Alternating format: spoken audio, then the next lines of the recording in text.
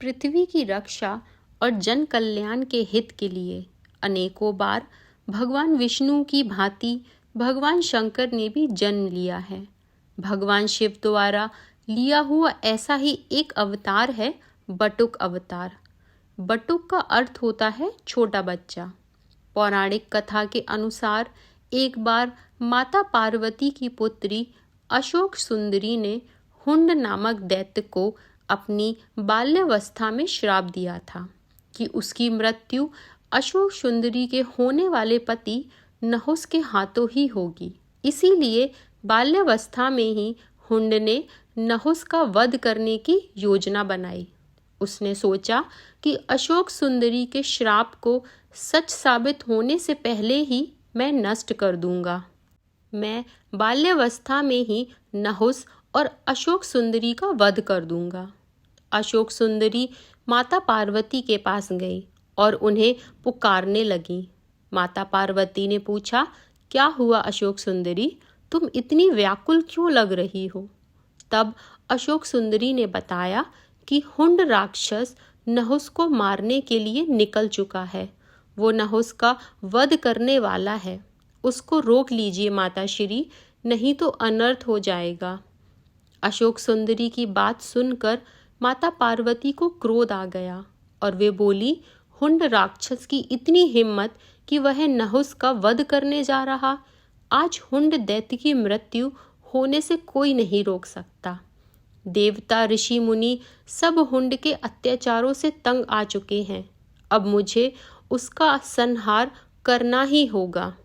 देखते ही देखते माँ पार्वती माँ काली के रूप में आ जाती हैं।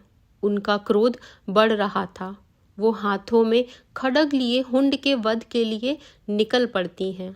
किंतु यदि वो हुंड का वध कर देती तो वो प्रकृति के खिलाफ हो जाता, क्योंकि हुंड दैत्य का वध नहुस के हाथों ही लिखा था।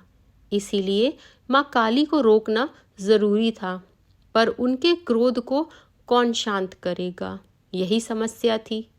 नारद मुनि भगवान विष्णु के पास गए और बोले, प्रभु, अब माँ काली का क्रोध कौन शांत करेगा, कौन उन्हें रोकेगा? भगवान विष्णु बोले, यदि माँ काली को रोका नहीं गया तो अनर्थ हो जाएगा।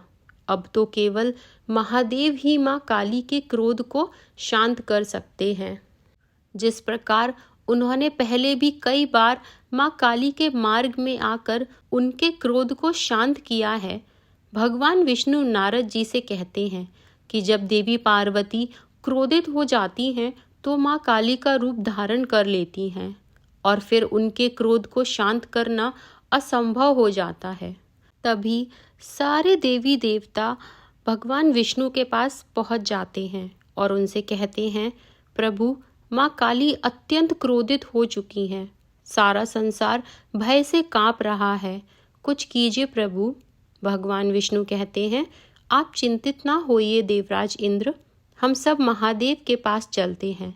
सभी देवी देवता भगवान शंकर के पास पहुंचकर विनती करते हैं कि हमारी सहायता करिए प्रभु। महादेव कहते हैं, मैं आप लोगों की क्या सहायता कर सकता हूँ? तब देवराज इंद्र बोले, प्रभु, हुंड दैत्य को पता चल गया है कि भविष्य में उसका वध आपके होने वाले जमाई नहुस के हाथों ही होगा, इसलिए वो उसकी हत्या हेतु निकला है। यह बात देवी पार्वती को पता चल गई और वे माँ काली के रूप में आ गई। अब उनके क्रोध को आप ही शांत कर सकते हो। भगवान शंकर बोले, माँ काली के क्रोध को शांत करने के लिए मुझे ही उनके सामने जाना होगा। सभी देवी देवताओं को आश्वासन देकर भगवान शंकर देवी काली के समीप प्रकट होते हैं। देवी काली क्रोध की अग्नि में जल रही थीं।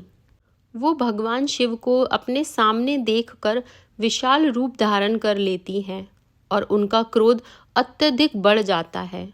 शिव जी भी उनका क्रोध शांत करने के लिए विशाल रूप धारण कर लेते हैं और कहते हैं, रुक जाओ देवी पार्वती, शांत हो जाओ।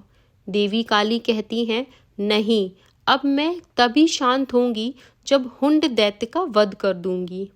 तब भगवान शंकर कहते हैं, कि यदि आप दैत्य हुंड का वध कर देंगी तो हमारी पुत्री अशोका द्वारा दिया हुआ श्राप व्यर्थ जाएगा। आप उस श्राप की मर्यादा को कैसे भंग कर सकती हो? माँ काली बोली, आप जानते हैं प्रभु, हुंड ने हमारी पुत्री और जमाई को मारने का दुस्साहस किया है और आप कहते हैं कि मैं शांत हो जाऊं। भगवान शंकर बोले, देवी पार्वती, आसमान की ओर देखिए। सभी देवी देवता आपके इस रूप को देखकर घबरा रहे हैं। शांत हो जाओ पार्वती, यही संसार के हित में है। देवी काली बोली, नहीं, अब मुझे कोई शांत नहीं कर सकता। आप मेरे मार्ग से हट जाइए। आज मुझे कोई नहीं रोक सकता। भगवान शंकर बोले, देवी पार्वती, हमारी पुत्री अशोका और नहुस दोनों ही सकुशल हैं।